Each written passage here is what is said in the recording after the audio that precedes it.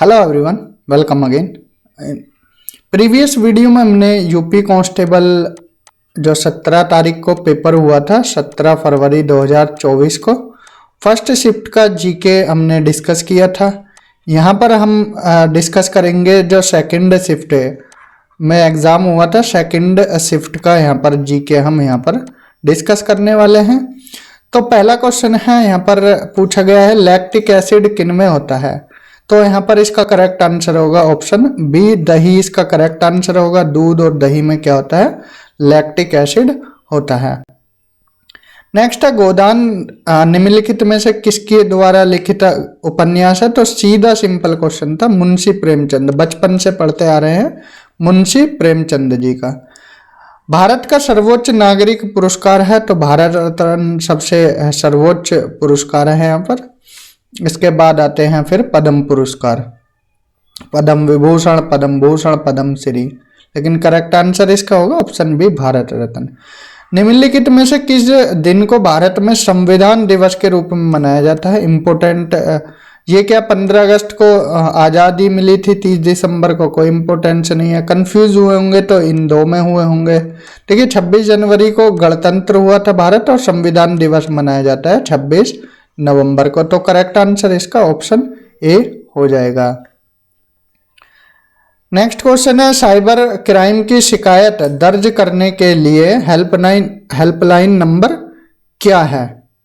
तो इसका correct answer होगा 1930 है। इसका जो हेल्पलाइन के लिए नंबर डायल किया जाता है 1930 किसके लिए? साइबर क्राइम के लिए है। साइबर क्राइम की शिकायत दर्ज करानी है तो 1930 डायल करना पड़ता है।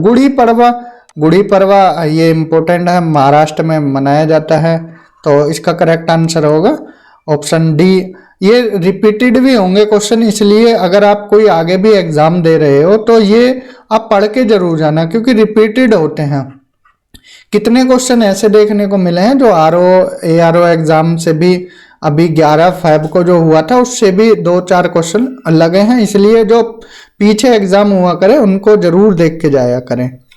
यहाँ पर 10 की जनगणना कराने की जिम्मेदारी किस मंत्रालय पर होती है? ये गृह मंत्रालय के पास इसकी जिम्मेदारी होती है।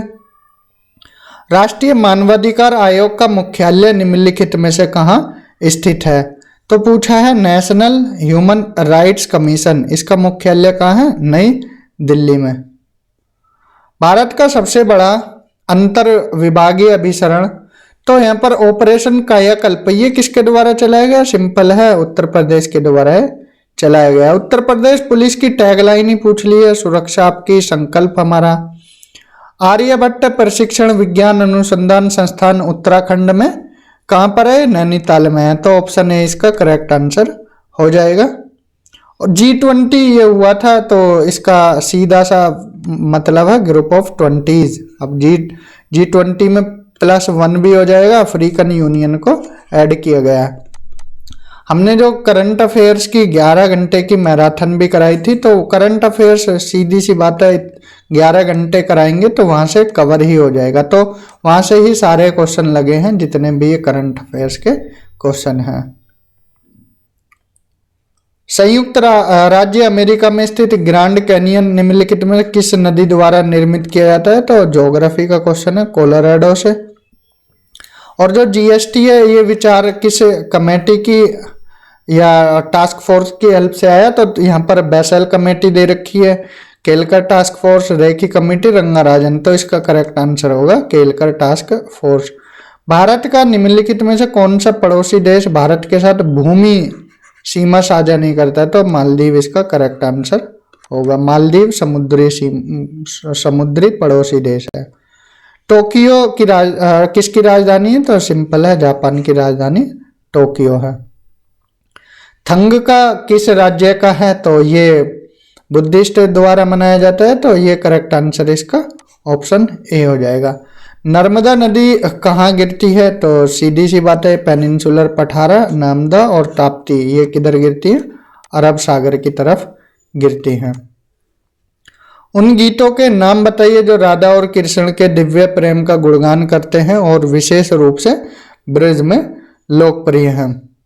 तो इसमें देखिए कंफ्यूजन है, इसका रसिया भी हो सकता है और चरकुला भी हो सकता है। अब आयोग क्या मानेगा, वैसे हमारे हिसाब से इसका आंसर क्या है, सी होना चाहिए, लेकिन रसिया चरकुला दोनों में से कोई सा भी हो सकता है, तो इंतजार करना ऑफिशियल आंसर की का। वैसे अभी इसका आंसर हमारी तरफ से सी है। वस्त्र मंत्रालय ने निम्नलिखित में से ये पाट मित्रों, सिंपल क्वेश्चन है, पटसन जूट, तो ये क्या आ जाएगा, जूट के लिए है। प्रभावती गुप्त किसकी बेटी थी, तो ये चंद्रगुप्त द्वितीय की बेटी थी, जो गुप्त साम्राज्य है उससे डायरेक्ट क्वेश्चन ये बना है। ये अच्छा क्वेश्चन है, ये काफी अच्छा पूछा गया है। निम्नलिखित में से किसने संविधान के प्रत्येक पृष्ठ के किनारों बॉर्डर को डिजाइन किया था और इसे कलाकृतियों से सजाया था। देखिए, श्री प्रेम विहारी नारायण रायजादा, इन्होंने कैलीग्राफी की थी, मतलब लिखा था, और जो सजाया था वो नंदलाल बोस ने। तो ऑप्शन 20 का करेक्ट आंसर हो जाएगा। विश्व के निम्नलिखित में से किस देश में तिरुवल्लुवर जी की मूर्ति का अनावरण किया गया, तो फ्रांस में इनका अनावरण किया गया। 2016 के जब विमुद्रीकरण हुआ था तो भारत के प्रधानमंत्री नरेंद्र मोदी जी हैं। 2014 से लेकर अब तक नरेंद्र मोदी जी हैं, 2024 तक भी। ठीक है, तो 16 में हुई थी, सीधा सा आंसर था इसका प्रधानमंत्री नरेंद्र मोदी। ऐसी अर्थव्यवस्था जिसमें निजी क्षेत्र भी हो और सरकार दोनों हो, तो उसको बोलते हैं मिक्स इकोनॉमी, मिक्स इकोनॉमी। ठीक है। भारतीय राष्ट्रीय कांग्रेस की किस घटना के बाद रविंद्रनाथ टैगोर जी ने अपना दर्द और गुस्सा व्यक्त किया और नाइटहुड की को त्याग कर दिया, जलियांवाला बाग नरसंहार के बाद। नीली क्रांति किससे संबंधित है, तो नीली क्रांति फिशरीज प्रोडक्शन से, मछली से संबंधित है। कौन टाटा स्टील लिमिटेड के संस्थापक थे, तो यहाँ पर जमशेद जी टाटा क्या थे, इनके संस्थापक थे टाटा स्टील के। एप्लीकेशन पूछा है डिजिटल सशक्तिकरण को, जहां पर आप अपने दस्तावेज रख सकते हैं, तो डिजीलॉकर में आप अपने दस्तावेज रख सकते हैं। सिंपल क्वेश्चन था। उत्तर प्रदेश में ये प्रथम पूर्ण बालिका सैनिक स्कूल, तो इसका ये हमने पढ़ाया था कहाँ पर, मथुरा में। तो करंट अफेयर्स की वीडियो आपने देखी होगी, तो वहां पर मथुरा ने बताया था। ये भी बताया था कि इस बैंक ने रुपए नेटवर्क पर भारत का पहला कॉर्पोरेटेड क्रेडिट कार्ड, ये इसका होगा इंडसइंड बैंक, तो सी इसका करेक्ट आंसर हो जाएगा। करंट अफेयर्स के अच्छे क्वेश्चन हैं और सीधे लगे हैं। यायात्सो, तो ये लद्दाख का है, करेक्ट आंसर इसका ऑप्शन डी होगा। और उत्तर प्रदेश राजस्व संहिता 2006 के अनुसार राज्य, ये क्वेश्चन का आंसर हमें नहीं पता, तो इसलिए इसको होल्ड पर रख देते हैं। जो हमें नहीं पता वो हमने यहाँ पर छोड़ दिया है। 101वां। वर्तमान में इलाहाबाद उच्च न्यायालय में कितने, ये भी करंट अफेयर्स क्वेश्चन था, हमने बताया भी था जब उत्तर प्रदेश पढ़ा रहे थे, तो 160 स्वीकृत की गई है। और हमने इसके ऊपर शॉर्ट्स भी बनाया था, जो उत्तर प्रदेश के जीके है वहां पर शॉर्ट्स भी बनाया था, उसमें 160 बोला गया था।